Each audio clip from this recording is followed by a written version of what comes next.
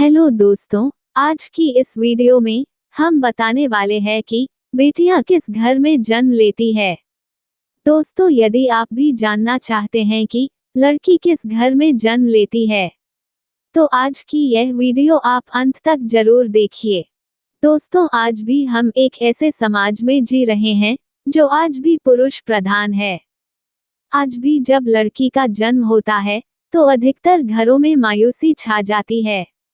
और मित्रों, यह और कुछ नहीं बल्कि हम मनुष्यों की अज्ञानता है। लड़की को बोझ समझते हैं, परंतु आपको जानकर हैरानी होगी, लड़की का जन्म हर किसी के घर में नहीं होता बल्कि उसी के घर होता है जो भाग्यशाली होते हैं और अपने अपने पुण्य कर्म अर्जित किए होते हैं। और आज हम आपको यही बताने जा रहे हैं कि भगवान कैसे घरों को लड़की का जन्म देने के लिए चुनते हैं और वह कौन से पुण्य कर्म है जिसकी वजह से कोई भी इंसान बेटी का माँ बाप बनता है। दोस्तों, भगवान श्री कृष्ण से अर्जुन पूछते हैं कि हे माधव, किन कर्मों के कारण किसी के घर पुत्री धन की प्राप्ति होती है, अर्थात कैसे घरों में बेटियों का जन्म होता है। तब श्री कृष्ण अर्जुन से कहते हैं, हे पार्थ, अगर किसी के घर बेटे भाग्य से होते हैं तो बेटियां सौभाग्य से होती हैं, और जो भी स्त्री या पुरुष अपने पूर्व जन्म में पुण्य अर्जित किए होते हैं उन्हें ही एक बेटी के माता पिता होने का सौभाग्य प्राप्त होता है। बेटियों को जन्म के लिए उन्हीं घरों को चुना जाता है जो बेटियों का भार सहन कर सके, क्योंकि तीनों लोकों में स्त्री अर्थात बेटियां ही ऐसी होती है जिसका भार हर कोई सहन नहीं कर सकता। वह बेटियां ही होती हैं जो इस सृष्टि को निरंतर चलाने लिए अपना सर्वस्व निछावर कर देती हैं। हे अर्जुन, पर जिस दिन इस सृष्टि में बेटियों का जन्म लेना रुक जाएगा, उस दिन से धीरे धीरे इस सृष्टि का अंत भी हो जाएगा। दोस्तों, आपने भी कई लोगों को कहते सुना होगा कि जिस घर में बेटी का जन्म होता है वह घर स्वर्ग के समान होता है, क्योंकि बेटा तो केवल एक कुल को रोशन करता है, लेकिन बेटियां तो दो कुलों को रोशन करती है। माता पिता के घर वो बेटी के रूप में अपने उत्तरदायित्व का निर्वाह करती हैं, तो ससुराल आकर एक बहू के रूप में सारे कर्तव्यों का पालन करती हैं। दोस्तों, आजकल आप सुनते ही हो, बेटियां बहू परिवार में किसी के मर जाने पर उसका तर्पण नहीं कर सकती। लेकिन यह बिल्कुल भी सही नहीं है, क्योंकि रामायण में बताया गया है कि प्रभु श्री राम के पिता राजा दशरथ की मृत्यु हो गई तो माता सीता अर्थात राजा दशरथ की बहू ने ही उनका पिंडदान किया था, जिससे उन्हें जन्म मरण के चक्र से मुक्ति मिल गई थी। इतना ही नहीं, हिंदू धर्म शास्त्रों में बताया गया है कि बेटियां भी अपने पिता के नाम का पिंडदान कर सकती हैं। वही अगर ससुराल पक्ष में कोई पुरुष नहीं है तो इस स्थिति में बहू भी पिंडदान कर सकती है। इसलिए मित्रों, वह लोग बहुत किस्मत वाले होते हैं जिनके घर में बेटी जन्म लेती है।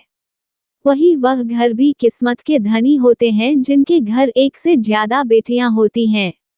शायद यही कारण है कि बेटियों को लक्ष्मी कहा गया है। दोस्तों, बहुत से लोगों की सोच यही होती है, बेटी है तो बिना समय गवाएं और इस पर पढ़ाई में पैसे लगाए जल्द से जल्द शादी कर दो। लेकिन यह सोच एक बेटी के भविष्य को बर्बाद कर देती है। जरा सोचिए, एक बच्ची के मन में कितने सपने होते हैं, उसे कुछ करना है लेकिन यह सपने सिर्फ सपने ही रह जाते हैं। इसलिए अपनी बेटियों को सपने पूरे करने देना चाहिए। उन्हें जीवन में हर वह खुशी दे जो उन्हें मिलनी चाहिए। एक बेटे से ज्यादा एक बेटी हमेशा अपने माता पिता के लिए सोचती है। माता पिता को प्यार और अपनापन बेटी ही दिखा सकती है। बेटी के जन्म को एक जश्न की तरह मनाना चाहिए। माता पिता को बेटी को हमेशा एहसास दिलाना चाहिए कि बेटी उनके लिए कितनी खास है। क्या बेटी माता पिता के लिए बोझ होती हैं? मित्रों, बेटी कभी भी माता पिता पर बोझ नहीं होती। वह सिर्फ अपने और अपने परिवार की किस्मत बनाने के लिए जन्म लेती है। एक कथा के अनुसार 2 मित्र लंबे समय के बाद एक दूसरे से मिले। एक दोस्त ने दूसरे से उसका हाल पूछा तो जवाब में उसने कहा कि मेरे हाल तो एकदम बढ़िया है, और हो भी क्यों ना मेरे 2 बेटे जो है। तभी वह अपने दोस्त से पूछता है कि तेरे घर में कितने बच्चे हैं। तो दोस्त ने खुशी के साथ बताया कि मेरे घर में 2 बेटियां हैं। उसका दोस्त भगवान का शुक्रिया अदा करता हुआ कहता है कि मैं धन्य हूँ जो मेरे घर बेटियां नहीं है। ये सुनकर पिता की आंखों में आंसू आ गए। तभी उसकी बेटी पिता के मित्र से कहती है कि अंकल, भगवान हमेशा भाग्यवान को ही बेटी देते हैं, कभी गरीब को बेटी के रूप में माता लक्ष्मी नहीं देते।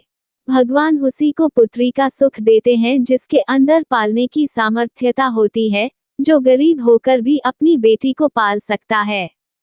एक बार स्वामी विवेकानंद वैष्णो देवी की सीढ़ियां चल रहे थे। बगल से किसान अपनी बेटी को कंधे में बिठाए चढ़ाई चल रहा था। तभी स्वामी विवेकानंद ने कहा कि बाबा, आपकी बेटी का बोझा आपको लग रहा होगा, इसको मैं उठा लेता हूँ और माता वैष्णो के दरबार तक ले चलता हूँ। किसान ने सबके सामने स्वामी विवेकानंद से कहा कि बेटी कभी भी बाप के कंधे पर बोझ नहीं होती। बेटियां अगर बाप के कंधे पर हों तो वह हर बोझ को हल्का कर देती है। मित्रों, बेटियां कभी भी धन की भूखी नहीं होती, वो सिर्फ मान और सम्मान की भूखी होती है। कौन सा कर्म करने से बेटी घर में जन्म लेते हैं? गरुड़ पुराण में बताया गया है कि जब आत्मा को नया जन्म मिलता है, तब आत्मा को शरीर के अनुसार व्यवहार में चलकर अपने कर्म करने होते हैं। शरीर के जरिए कर्म करके कि एक आत्मा अपने जन्म के उद्देश्य को सार्थक भी बना सकती है और निरर्थक भी। यदि कोई पुरुष महिलाओं का आचरण करता है, स्वभाव में महिलाओं वाली आदतें ले आता है या वही काम करना चाहता है, तो एक महिला को करना चाहिए, तो ऐसे ही पुरुषों की आत्मा स्त्री का शरीर धारण करती है। वहीं गरुड़ पुराण में बताया गया है, यदि कोई व्यक्ति मृत्यु के अंतिम क्षण में किसी स्त्री को याद करते हुए प्राण त्यागता है, तो वह अगले जन्म में स्त्री के रूप में जन्म लेता है। वहीं अगर वह अंतिम क्षण में परमेश्वर का नाम लेता है, तो वह मुक्ति के मार्ग पर अग्रसर हो जाता है। तो मित्रों, आज की इस वीडियो में बस इतना ही। हम उम्मीद करते हैं कि हमारी इस वीडियो से आपको जानकारी मिल गई होगी। हमें कमेंट करके जरूर बताएं कि आपको वीडियो कैसी लगी।